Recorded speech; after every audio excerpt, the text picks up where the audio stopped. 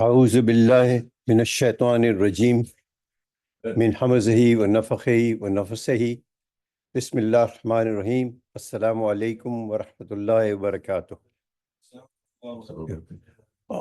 Several months ago, I had started on this particular topic, but because of the content, and I'm talking about the grammatical content, I was not able to finish it, and we decided we would do it some other time. So I'm going to be doing it today, but I have taken out all the grammatical details. Some of the comprehensiveness is lost, but what is gained is hopefully your attention. These particular four terms have been obviously selected from the Quran, and they did require that I do go into the grammar, but like I said, I've skipped it. And so we'll see how it goes from this point on.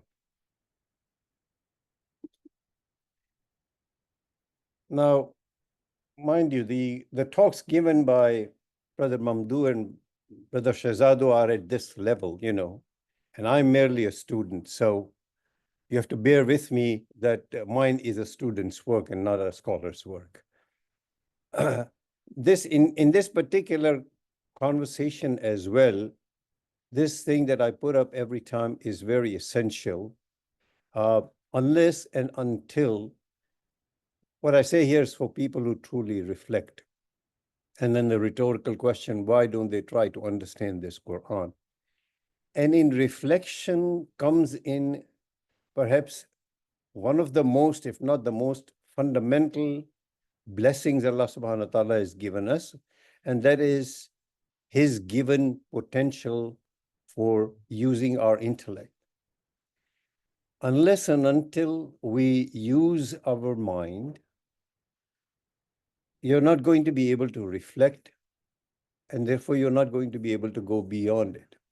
You see, with spirituality, the heart opens up to receive. But insofar as the mind is concerned, unless and until you put it to work, it will not give. The heart receives, but the mind does not give unless and until you give your effort to, in consequence, for the mind to give you back what it should.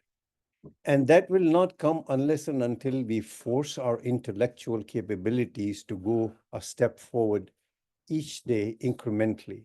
Because this is a book that is simultaneously very simple as well as fairly complex.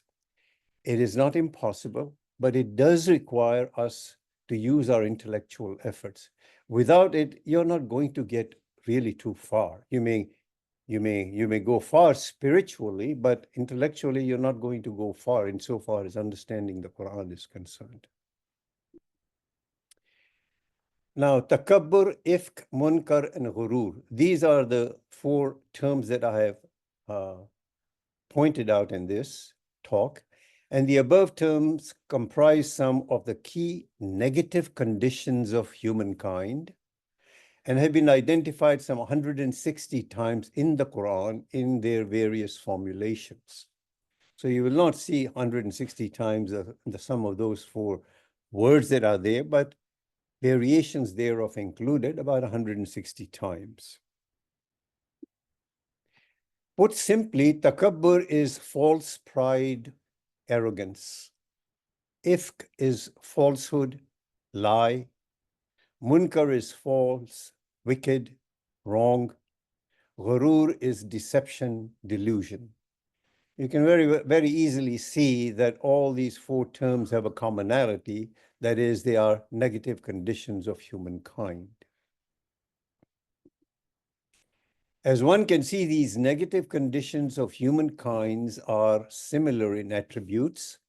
However, when reflected upon closely, one observes the antithetical nature of these conditions as shown below. By antithesis on the bottom left, I put it in simpler English is opposite or contrast.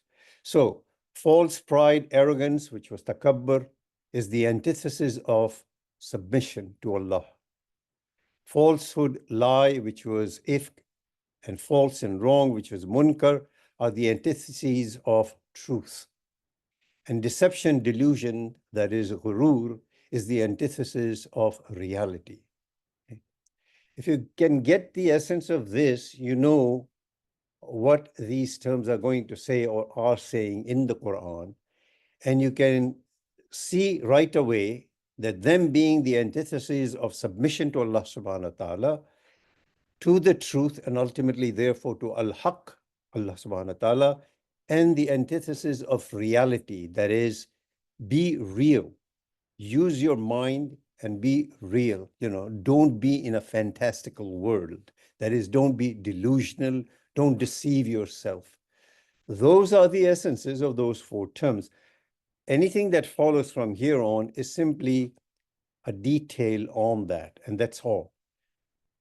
But you can see right away how these four negative conditions, if adopted by humankind, by an individual, by me or you or any one of you, ultimately are going to lead you to moving away from submission to Allah, moving away from the truth, and moving away from truth, living in a la-la land. So coming up to takabbur, which is arrogance, false pride, insolence, haughtiness, these are all the various translations that you find in various translations of the Quran in takabbur. The idea of takabbur itself appears 59 times in various formulations, and I've shown here those 6 formulations: yatakabbara, mutakabbir, istakbara, istikbar, mustakbir, and kibr.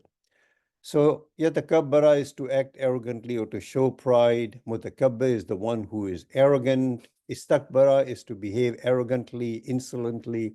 Istikbar is acting with insolent pride. Mustakbir, one who is puffed up with false pride. And kibr, which is a noun, which is the idea behind it, is pride or conceit.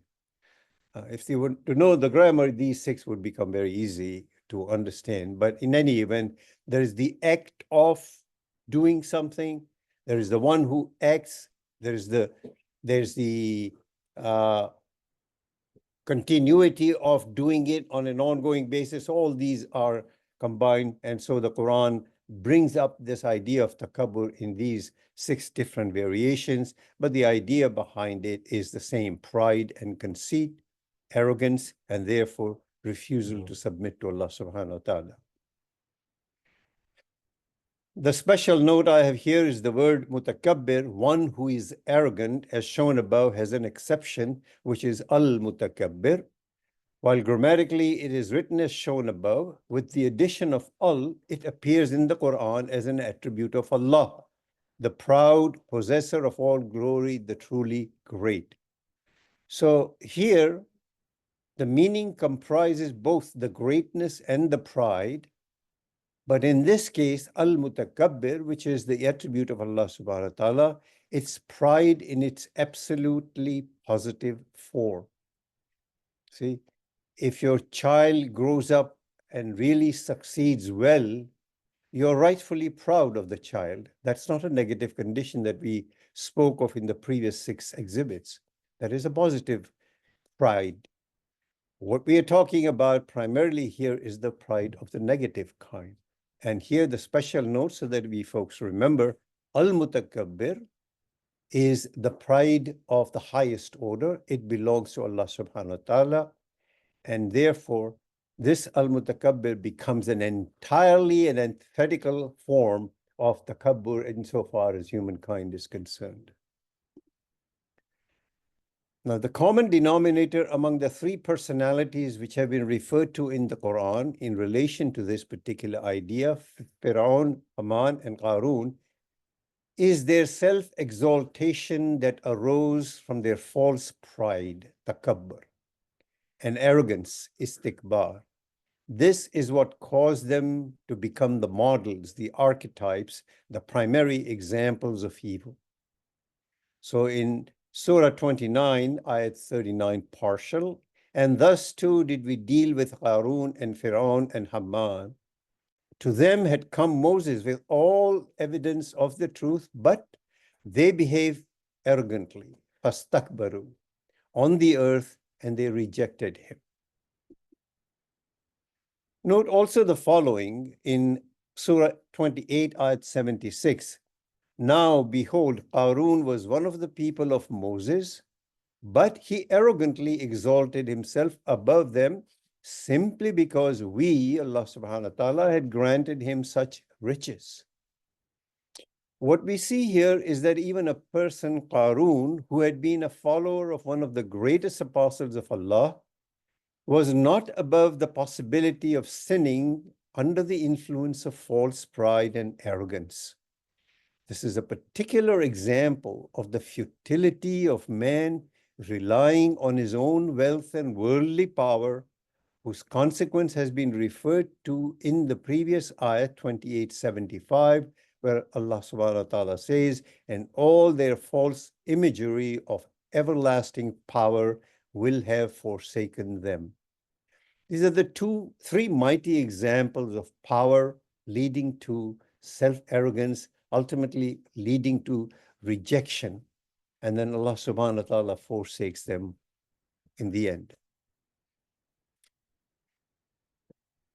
A similar attitude of mind, that is arrogance, puffed up pride, and considering themselves invincible, is said to have been the characteristic of the communities of Ad and Thamud as well, and the consequent result of their arrogance was utter destruction.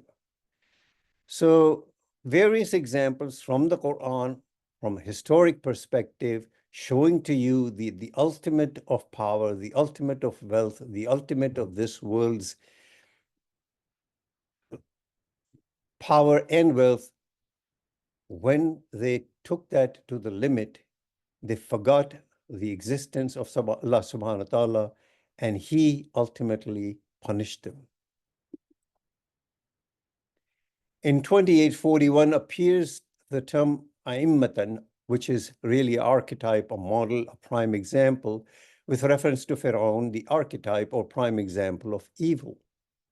So it says, and interpolated, we destroyed Pharaoh and his hosts, and we set them up as archetypes, that is, models of evil, a'immatan, that show others the way to the fire of hell.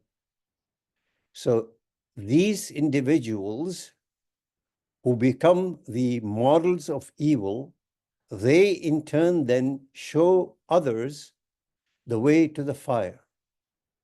This is the pivotal sentence of the fragment of the story of Moses, in which the reference to Pharaoh points to the fact that false pride and arrogance are truly satanic attitude of mind.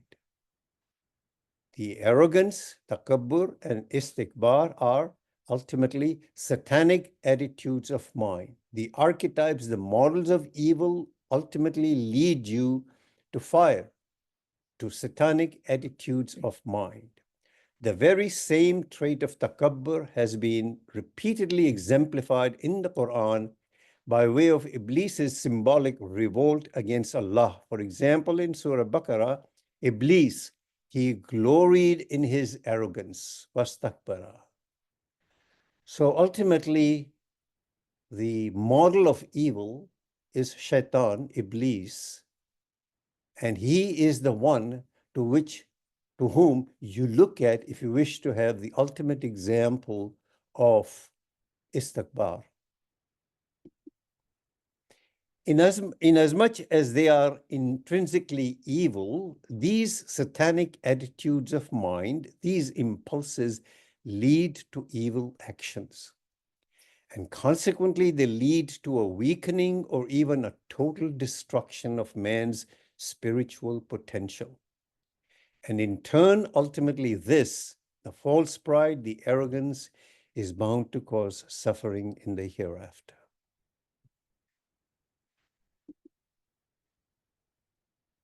The second term is ifk. Ifk is a noun, falsehood, lie. The idea of ifk, appears 24 times in various formulations. Tafika and ufika, they are derived from the verb afaka. Tafika is an active form, to turn away from truth or to lie.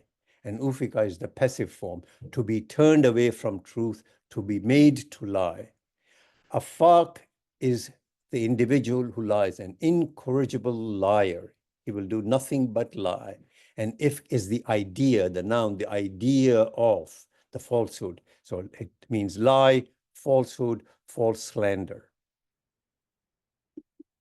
Again, another special note here. If a lie, falsehood, false slander, as shown above, has an exception, al-ifk.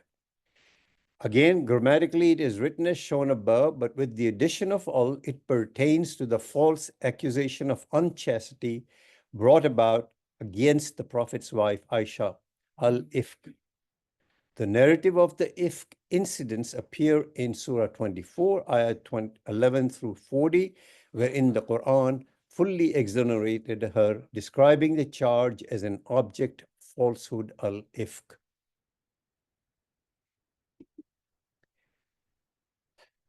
Now, the active and passive verb, tafika and ufika are, as stated on the prior exhibit, are derived from the verb afaka. In the abstract sense, the verb tafika often denotes he uttered a lie because it implies a turning away from the truth. Tafika is turning away from the truth, which means he uttered a lie. The passive form ufika has frequently the meaning of he was turned away from his opinion or from his judgment. And so both Muhammad Asad and the study Quran rendered ufika as his mind became perverted or deluded. So you see where this particular word, tafika or ufika, active or passive verb, are turning away from the truth, okay? He uttered a lie, and that means he turned away from the truth. And because they turn away from the truth, these two scholarly works render this particular term as, therefore, his mind became perverted. See? When you turn away from truth, ultimately, your mind becomes perverted or diluted. In other words, you've taken a healthy mind and converted into a delusional, a perverted mind. So in Surah 5, ayat 75, partial, behold how clear we made these messages to them, and then behold how perverted their minds are. Anna yufakuna. So anna yufakuna is how Muhammad Asad translates, behold how perverted that minds are. The verb is the same that I talked about, ufika, and it's turning away from the truth. And the translator is further elaborating in it and saying, this, if you will, is look how Allah subhanahu wa ta'ala is saying, look how perverted their minds are. They all started from turning away from the truth toward falsehood. So while literally the term yufakuna translates they are turning away from the truth, Muhammad Asad renders yufakuna as their minds are perverted. Herewith are the other three ayat where the term yufakuna appears and is rendered meaning or the sense of perversion of mind. So it's 695, 4062, 930. This then is Allah, and yet how perverted are your minds. Such is Allah, how perverted then are your minds. How perverted are their minds, anna yufakuna. Repeatedly using this particular term, Allah subhanahu wa ta'ala exclaims almost kind of hopelessly, how perverted are your minds, by using this particular term, which originates in man turning away from the truth and giving in to become an incorrigible liar. And here is how the same four ayat segments that were shown on the previous exhibit have been rendered by M.A.S. Abdul Halim. another modern scholar, now, of course, in his mid-80s, taught Quranic Arabic for 45 years at University of Cambridge. So all of those 4 ayat segments, see how clearly we make the signs for them, see how deluded they are. See, and yet that then is Allah, and yet how can you turn away from the truth? Such is Allah, how can you be so deluded? How far they have been led astray. Anna yufakuna. And Yusuf Ali, in all of the above ayat, renders the phrase yufakuna as they are deluded away from the truth. Various scholars bringing in the idea the best they can understand, but you get the message. The second term that I've picked here of this under the same topic of if is afaq. Muhammad Asad translates it in ayat 222 of Surah 26 as they, the evil spirits, shayateen, descend upon all sinful self-deceivers, afaqin. Yusuf Ali Abdul Halim in Study Quran render afaqin as liars. And if the noun, the idea of falsehood, the idea of a lie, in 24:11, Asad says, those who brought the false slender ifk were a group from among you. And Yusuf Ali Abdul Halim in Study Quran render it as a lie, a false accusation. So you see in this particular term, we note a manifold interpretation from these esteemed scholars defining those who do ifk. They turn away from truth, they lie, they have perverted minds, they are deluded, they have been led astray, they are incorrigible liars, they are self-deceivers, they make false slander, they make false accusation, they speak a lie, they state a falsehood. So here's the scholarly works on a Quranic concept of just one idea, ifk. Strive to get the message across to the best of their ability. And thereby the reader gets the sense of the richness of one Quranic idea, all the while drawing one's attention to how serious the Quran looks at this mal characteristic of the human activity and its far-reaching consequences. Munkar, blameworthy, wicked, false, wrong. The idea of munkar appears 24 times in various formulations, and I point out those various formulations.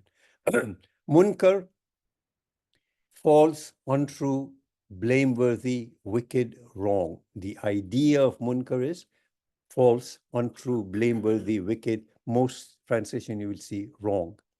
Munkir, it's plural, masculine is munkirun, feminine plural is munkiratun. Those who deny, those who refuse to admit, the doers. And yunkir, tunkir is a verb, the action itself. He, you is he, and tu is you. He turned away from the truth, you turn away from the truth. He lies, you lies. So these are the nouns, the doers, and the action itself. Again, there is a special note here with generic definite particle of al-jinsiya. Al-munkar stands for, mind you now, it's a negative condition, but with al, it stands for what are commonly recognized, particularly from a religious standpoint, as wrongdoings, that which is wrong, in contrast to al-ma'ruf, that which is right. So in Al Imran, ayat 104, partial, invite unto all that is good and enjoin the doing of what is right and forbid the doing of what is wrong. No. So, yuduna ila al-khairi wa ya'muruna bil ma'ruf wa yanhuna lil munkar. So that's what this meaning is. So here, when you add al to it, it becomes a very good opposite of, antithesis of al-ma'ruf, that which is right, that which is wrong, that which is right. A broader understanding of the term munkar is illustrated in ayat 90 of Surah 16, an ayat which is generally recited at the end of every Friday khutbah. Behold, Allah enjoins justice and doing of good and generosity toward one's fellow men, and He forbids all that is shameful and munkar, as well as envy. And He exhorts you repeatedly so that you might bear all this in mind. Now, Muhammad Asad renders munkar in several places in the Quran as that which is wrong. Here in Al-Nahl, ayat 90, he asserts that munkar has its meaning of that which the mind or the moral sense utterly rejects. That is, or it ought to reject. In other words, in this particular ayat, he chooses, after careful consideration, that while many times he uses fairly straight munkar, that which is wrong, in this particular ayat, which is recited every Friday in the khutbah, as munkar has the meaning of that which the mind ought to or must reject, or that which the moral sense of an individual rejects. Keep this in mind. Zamakhshari is even more specific, and he explains this term munkar as signifying in the above context as that which man's intellect disowns, that which man's intellect declares to be untrue. I remember in the beginning, I again asked you that God-given blessing of intellect. If you don't use this, then all this becomes academic to you. These two scholars, one of them is modern scholar of 20th century, the other one is a millennial ago scholar. Both of them are saying munkar, that which man's intellect disowns. It declares it to be untrue. Unless and until you're going to use your intellect, you're not going to disown this munkar. If you use your intellect, it will tell you this is wrong. This is wrong. You have to use your intellect. Otherwise, eventually your mind is going to become closed. For centuries, our minds have been closed. We blame the colonialism upon others, but we deliberately have closed our minds. And here, these guys are saying for 1,000 years, use your intellect. It'll tell you to disown that which is wrong. So in other words, munkar is all that runs counter to reason and good sense. I know common sense is rare, but good sense and reason, all that runs counter to that is munkar. This eminently convincing explanation relates, now here listen to it carefully, it relates not merely to an intellectually unacceptable propositions. It's not that you're using your intellect and you're coming up with a proposition. It also relates to the grossly unreasonable and therefore reprehensible actions, both the propositions and the actions, and it is thus fully in tune with the rational approach of the Quran to questions of ethics, propositions, intellectual, as well as its insistence on reasonable and moderation in man's behavior. The Quran points out ethics, which are propositions, as well as behavior, actions. So this is not a philosophical, a theoretical concept. What it says is this Quran comes up with ethics. Your mind intellectually comes up with proposition. This Quran promotes, insists on reasonableness and moderation in your action, okay? And your intellect is going to tell you that it is grossly unreasonable and therefore reprehensible are your action. So you have to use both. You have to accept the ethics and then you have to put them into actions which are moderate and reasonable. It's a fine point, dwell on it, but anyway, it all comes under the idea of munkar. This rendition of concept of munkar is profound. Why is it profound? because it puts the burden of knowing what wrong is squarely upon man's own sense of reasoning. It is not something else. It is not the Quran. You are responsible. Your sense of reasoning should make you know what is wrong. If one is sincere in that he is accepting Allah subhanahu wa ta'ala's guidance, i.e. the Quran, as it says in the third or fourth ayat in the beginning of the Quran, and he uses Allah-given blessing of intellect, then whatever runs counter to man's reason will prove to be munkar. The sincere reasoning of the Quran-guided individual will guide him to avoid all that is counter to his sincere reasoning. The act of munkar, all that is counter to man's reason, is and will thereby be avoided. We hear it. Every Friday we hear it. It just goes like that. Okay? Look how deep the idea is. And look what you have to do in order to avoid it. It is counter to your reason. You have to be reasonable about using your reason. The fourth term is ghoroor. In its three different forms, ghoroor appears 27 times in the Quran. The term ghoroor, delusion, per Tabari, another 1,000-year-old, or 500 to 1,000, I forget now its age.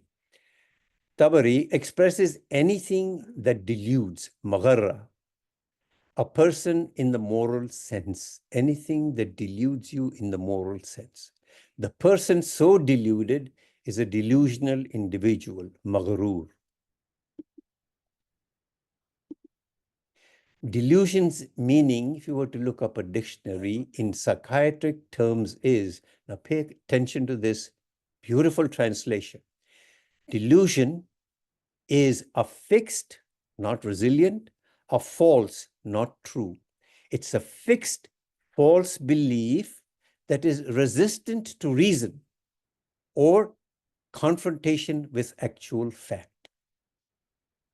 Delusion is a belief that will confront the actual fact. It will resist to reason. That is to say, the belief that is fixed, the belief that is false, the belief that is fixed and false, that is delusion. That is ghurur. If you are doing that, you are maghrur. You got that idea. But this translation, and it's in English, okay? It's from an English dictionary.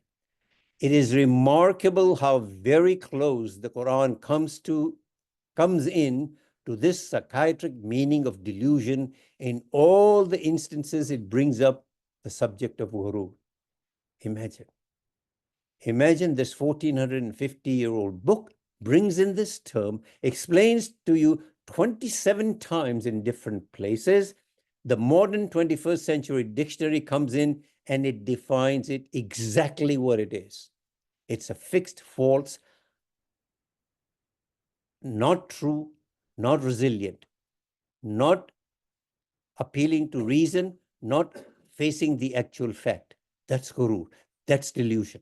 That is in the Quran 27 times in its various variations. Have we paid attention to it in this particular way? No. We are the ultimate losers. For instance, in the second part of this ayat 33 in Surah 31, verily Allah's promise of resurrection is true indeed. How many times he says that? Let not that the life of this world delude you. Let you not take this life and say that it is fixed, that it is not resilient, or that it is not resilient, that it is not true, and I am going to disavow all the facts that are being given to me that are there. So, verily Allah's promise of resurrection is true indeed. Let not then the life of this world delude you, and let not your own deceptive thoughts about Allah delude you. Let not you have deceptive thoughts about the idea of Allah's Zat and be deluded, and thus be a total loss in this world and in hereafter. The fact that man, while deliberately committing a sin, expects that Allah will forgive it, that fact is a self-deluding expectation. In the broadest sense, ghurur is anything that deludes a person in the moral sense, be it shaitan, or another human being, or an abstract concept, or indeed wishful thinking of your own. In Surah 57, Ayat 14, this is illustrated through several versions of ghurur. And your wishful thinking beguiled you, gharratkum, until Allah's command came to pass. For indeed, your own deceptive thoughts about Allah, gharrakum billahi, deluded you, ghurur. One piece of an ayat tells you here, uses the word in its various forms, what? 1, 2, 3 times. With reference to a person professing religiosity, and all of us tend to profess our religiosity, ghurur can be understood as a reference to more subtle degrees of hypocrisy that afflict us like a disease, we who become self-satisfied with our religious attainments and we cease to strive upon the spiritual path. This is a very subtle form of ghurur that creeps into us. This is why munafiqun, the hypocrisy early on in the Quran, relates to it and brings it in. So just mention that the idea of ghurur, which appears 27 times, it appears as a gharra, to delude, to falsely embolden, to cause to be vain, to cause to be conceited, to cause someone to have false ideas about himself. 2 references given to you here. Ghurur is the idea, the deception, the guile, the delusion, the self-deluding expectation of an individual who knowingly commits sin thinking Allah will forgive and thinks that Allah will forgive it. Another 2 references, and ghurur is the one who does it. Deceiver, it is the epithet for shaitan, that is, and anyone or anything that deludes a person. The reference is given. So let me take these 4 and make some concluding remarks. This is the bottom line. The common thread running through the 4 Quranic terms, which were the negative conditions of mankind discussed here, is falsehood in place of truth and deception instead of reality. This is the sum total. 160 times he tells us in 4 broad terms with its various formulation that, oh man, you tend to move towards falsehood in place of truth, and oh man, you opt for deception instead of reality. How much more fundamental do you want Allah subhanahu wa ta'ala to be? Now, this is not rocket science. This is not the science that Brother Mamdou was talking about this morning. This, a 5th grader can understand if he knows what is false and what is true, if he knows what is reality and what is a dream or what is a deception. You're kidding yourself. He knows this, okay? You don't need quantum computing to come up with this. It's right there. All I have done is used my intellect, used a whole bunch of my time. I revised this particular presentation a dozen times, but ultimately it's there. It's there. I'm not any different from you. And I told you, my understanding is this level, not theirs. I have done this through sheer effort, believe me. Wallahi, I've done it through sheer effort. As a student, not as a scholar.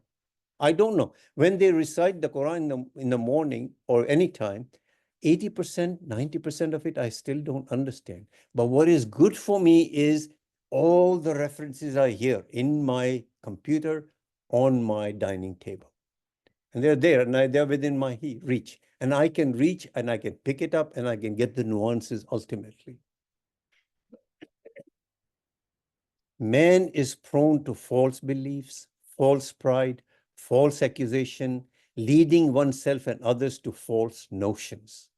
In other words, he turns away from the truth, he denies the truth, he refuses to admit the truth, and in so doing, ultimately, he denies the absolute truth, al-haq. He denies Allah subhanahu wa ta'ala. And man is prone to deceive himself. So I've now just spoke about in detail falsehood in place of truth. This now is deception instead of reality. Man is prone to deceive himself and to deceive others instead of taking the reality of his time on this earth head on. In other words, his arrogance, exhibited by his sense of self-satisfaction, reaches an extreme where he is emboldened even against his own sustainer. Remember those three examples, the archetypes, the models of evil. The perversion of his mind leads to fanciful behavior rather than a behavior grounded in reality. This is the world, this is today, this is what's real. Face it, deal with it, use your intellect to deal with it, and then look into your heart to open up to receive, become spiritual ultimately. Ultimately, he becomes prone and succumbs to the penultimate deceiver, Shaitan. He is the penultimate deluder. He is the penultimate deceiver. He is Shaitan who showed his arrogance. And Allah subhanahu wa ta'ala called him Shaitan. And we all know, but we don't know, that he's the penultimate delusional. At various places in the Quran, Allah brings in these simple terms to remind man of his proneness, his vulnerability toward falling into the states wherein ultimately he falls headlong into the state of spiritual failure. That is our ultimate failure. May Allah protect us from all these evils of falsehood and deception.